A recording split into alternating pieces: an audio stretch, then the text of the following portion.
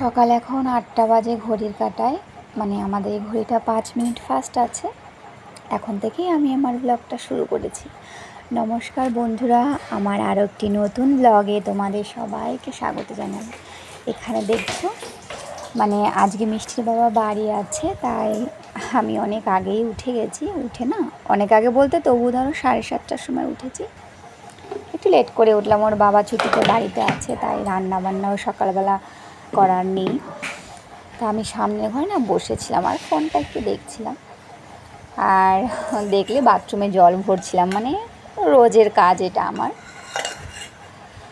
রান্নাবান্না রান্নাঘরে একটু পরেই, একটু না অনেকটা পরেই ঢুকবো। আজকে রাতের বাসন আছে, ওর বাবা রাতেরবেলা খাবার খেয়েছে, সেই বাসন আছে।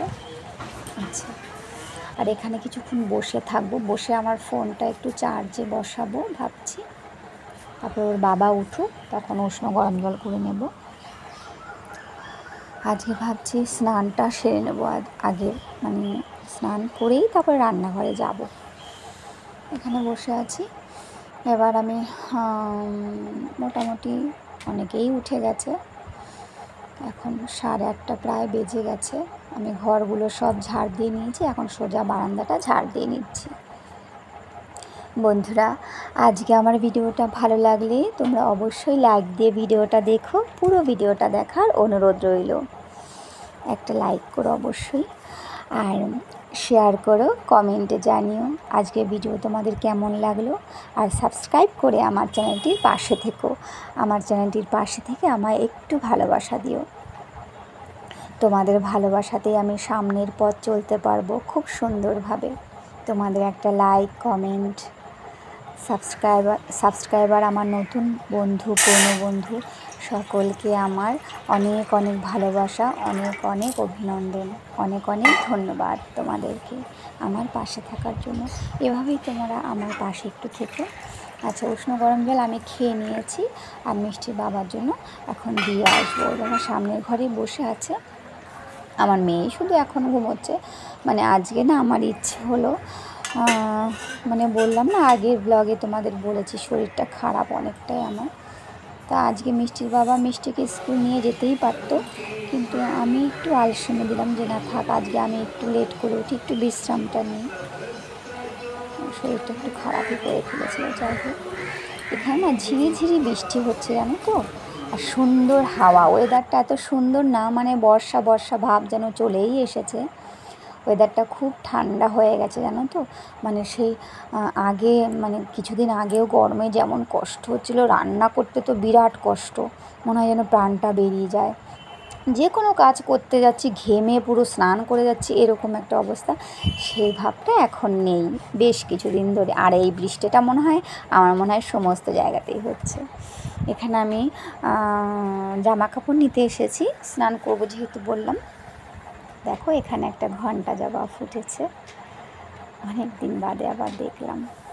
যাই হোক, নিচে নেমে এসেছি, মেয়েকে একটু টিফিন দিয়ে দিই। মিষ্টির বাবা তো বাজারে গেছে, ওর বাবা বাজার থেকে আসলে ওর বাবাকে টিফিন দেবো, আর আমি একটু ছাতুর শরবত খেয়ে নেবো।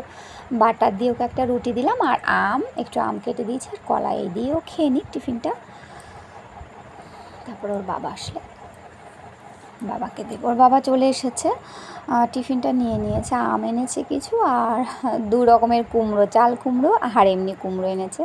আর এখানে দেখো আমি বিছানাটা পুরোপুরি বিছানা চাদরটা চেঞ্জ করলাম, বালিশের কাভার টোটালটাই চেঞ্জ করে দিলাম। আর আজকে অনেক কাচাকুচি আছে জানো তো, কেচে দেবো। বর্ষা যতই নামুক কাচতে তো হবেই। আর এখানে দেখো আমার রান্নাঘরে কারা ঢুকে আছে, মেয়ে আর মেয়ের বাবা। আজকে হলো আমার খুবই মজার দিন এবং আনন্দের দিন। সেটা হলো আজকে দেখছো মিষ্টির বাবা মাংস রান্না করছে। আজকে বাজার থেকে একটু মাংস এনেছে। মশলাটা আমি মাংসের পুরো মশলাটা করে দিয়েছি, আর দেখো ম্যারিনেট করে রেখেছে মাংসটা। এখানে আলু ভাজা হয়ে গেছে, আর এখানে পুরো দমে রান্না করছে ওর বাবা। এই দেখো, আজকে রান্না করতে করতে অনেক গল্প হচ্ছে অনেক দিন বাদে।